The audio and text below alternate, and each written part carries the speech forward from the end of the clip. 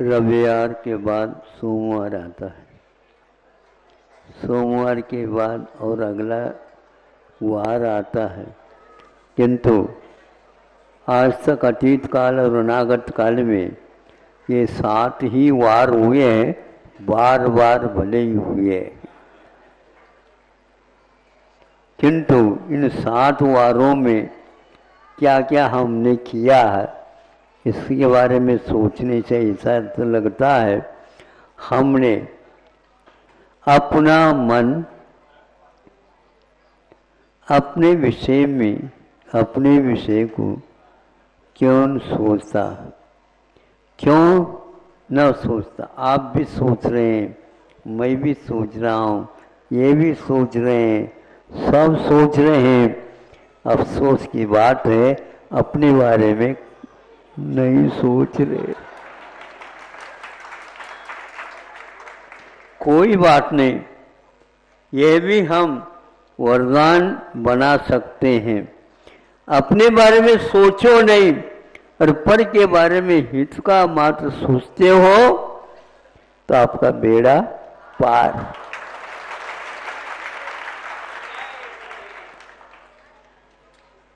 थोड़े से ध्यान केंद्रित करने की बात है। ध्यान केंद्र खोलने की अपेक्षा से ध्यान केंद्रित करो, सबसे उत्तम होगा। आज हर व्यक्ति हर दिशा में ध्यान केंद्र खोलने के चक्कर में तो है, लेकिन आंख खोल करके अपना ध्यान वो नहीं कर पा रहा। किंतु कल्याण तो होगा, ध्यान से हुआ ये पक्का, लेकिन ध्यान के द्वारा ये संसार का विकास होता है, ध्यान के द्वारा संसार का विनाश भी होता है। आत्मा का विनाश करना चाहो तो देख लो, आत्मा तो महाराज कभी भी नष्ट होता ही नहीं। आप उसके बारे में क्यों नहीं सोचते? मुझे सोचने की आवश्यकता नहीं है, किंतु उसके माध्यम से स्वार्थ छोड़ करके परमार्थ के बारे में सोचना सबसे महत्वपूर्ण माना गया है और बहुत काल की अपेक्षा नहीं है। अंतर्मुहूर्त में पूरा काम हो सकता है, चाहे विद्वान हो चाहे वह नहीं भी हो, चल जाएगा, लेकिन इधर उधर उसका विचलन ना हो। थोड़ा सा एक उदाहरण देता हूं। सूर्य का प्रताप है, सूर्य के प्रताप से वनस्पति खिलती है और जिसकी उम्र हो गई वह सुखाने में भी कारण बनता है। केंद्र की बात मैं कहना चाह रहा हूं, क्या केंद्र है? तो आचार्य कहते हैं इधर उधर जो बिखर रही है हमारी किरणें, उनको एक स्थान पर लाना है। जब छोटे थे उस समय वो कांच मिला था, वो एक प्रकार से केंद्र की ओर उन किरणों को, जो किरण बिखर रहे हैं, उनको वहां उस कांच के ऊपर रखने से नीचे कागज हो, कागज एक सेकंड में जलने लग जाता है। हम मन को अपना तो मानते हैं, लेकिन मन को हम अपनाते नहीं। यहाँ पर कौन कौन है मन को अपनाता है और उसके हित के बारे में सोचता है? बहुत कम होंगे, लेकिन यहाँ वस्तु स्थिति है, उसकी ओर ध्यान दे दो। जैसे उन किरणों में जलाने की भी क्षमता है और उन किरणों में जलाने की भी क्षमता विद्यमान है। हम उन किरणों के माध्यम से हितकारी कोई कार्य करना चाहें तो कर सकते हैं, लेकिन अहित के विषय में बहुत सोचा जाता है। एक व्यक्ति ऐसा नहीं है जो अपना हित के स्थान पर अहित कर देता है, लेकिन उसे ज्ञात नहीं होता कि कब वह अहित कर देता है। वह किरण एक स्थान में आते ही क्या नहीं कर सकता? सब कुछ भस्म कर सकता है। क्या आप लोगों ने सोचा कभी? क्या सोचना है महाराज? उस सूर्य के पास जो किरणें हैं उनको एक ध्रुव पर ले आओ, फिर भी वह बहुत स्थूल वस्तुओं को ही जला सकता है। किंतु हमारे पास जो अनंत काल से जो कर्म की धारा आ रही है उसको जलाने की क्षमता सूर्य से करोड़ों सूर्य भी आ जाए उसको जला नहीं सकते।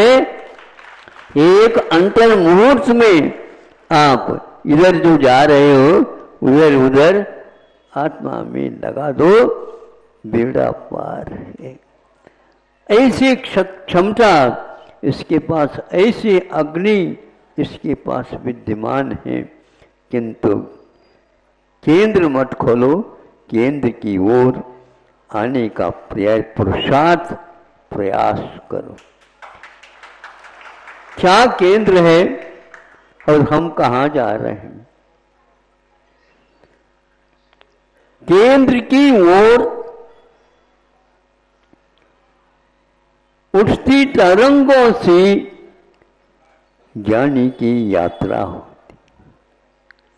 ज्ञानी की यात्रा तट की ओर नहीं किंतु अपनी केंद्र की ओर होती है। यह एक प्रकार से तरंगे जो तट की ओर ही हमेशा जाती हैं, किंतु जहां पर जल का विशेष रूप से केंद्र बना हुआ रहता है उस तक वह पानी घुमा घुमा करके उस केंद्र में सबको नीचे डाल देता है। ये क्षमता उसी धार में विद्यमान है, लेकिन प्राय करके सब बह बह करके तट की ओर चले जाते हैं जहां पर कुछ भी हाथ नहीं लगता। हमें ध्यान देना है किंतु ध्यान करना नहीं। लक्षात ठेवा,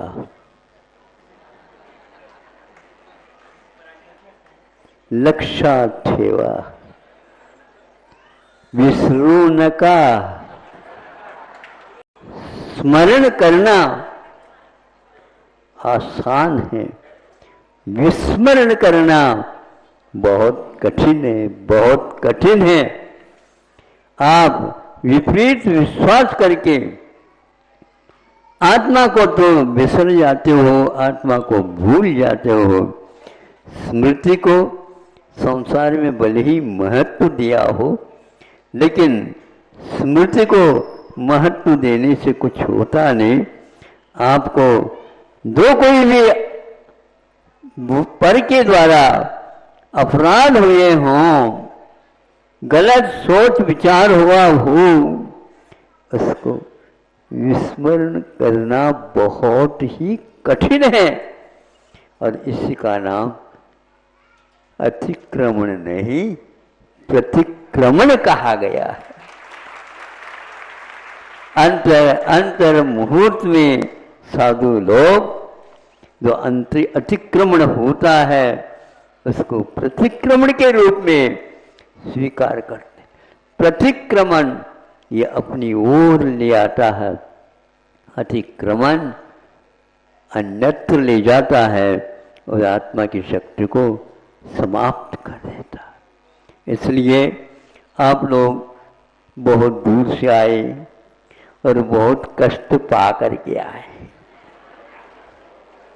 कष्ट इसलिए क्योंकि व्यवहार की अपेक्षा से इसको कष्ट ही मानते हैं, लेकिन वहीं पर योगी लोग इन सब को परिचय मान करके उनकी यह परिचयों की परिषद है, वो परिचयों की परिषद मैंने सभा है, उसमें योगी लोग हमें बैठ करके हमेशा हमेशा इन सब कष्टों के साधनों को भी निष्ठ बनाते हुए कर्म की निर्जरा करते हैं।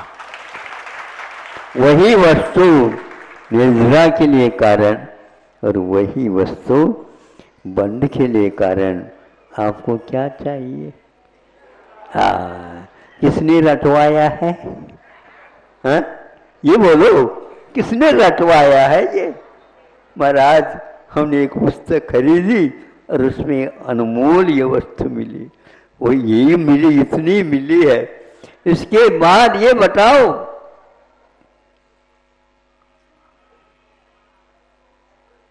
अर्थ शब्द में है क्या? आत्मा में है? तो शब्द क्यों ले रहे हो? शब्द, अर्थ शब्द में है क्या? आत्मा में। शब्द अन्यत्र मिलते नहीं है, फिर भी अर्थ हमारे पास विद्यमान है। हम उसका मंथन करें, अर्थ रूपी नवनीत हमारे हाथ में आ जाएगा। लेकिन हम ध्यान, चूंकि बुरा ध्यान करने में लगे हैं, उन शब्दों के माध्यम से भी न अपना कल्याण कर पाते हैं, न ही पराय कल्याण कर पाते। किसी वेग में, वेग की बात कर रहा हूं, आज द्रुत गति से दौड़ने वाले वाहन निर्माण कर रहे हैं। पहले सिंगल रास्ता होता था, फिर डबल रास्ता आ गई, फिर ट्रिपल रास्ता आ गई, फिर चौपाट आ गया, फिर आता जा रहा है, आता जा रहा है। उस गाड़ी को देख भी नहीं पाते। यदि देखने लग जाए तो उसकी खिड़की कितनी है देखने में नहीं आती। अरे, एक गाड़ी की, भागने वाली गाड़ी की इतनी बड़ी बड़ी खिड़कियां हैं, वो नहीं दिखती है, तो आत्मा कैसी दिखेगी? ये बताओ हमें। दौड़ धूप है, धूप को चाहूं, धूप को चाहूं, दौड़ धूप से बचने के लिए, दौड़ धूप से बचने के लिए क्या क्या हो रहा संसार में, होता रहेगा। तो मैं कह रहा था, किसी वेग में अनेक प्रकार के वेग हैं। किसी वेग में अपढ़ हो या पढ़े, अपढ़ हो या पढ़े, सब एक है। महाराज, हमने लाखों रुपए खर्च कर दी और हमारे माता पिताओं ने इस प्रकार का हमारे ऊपर बड़ा काम किया है, और आप कह रहे हो अपढ़ हो या पढ़े, सब एक है।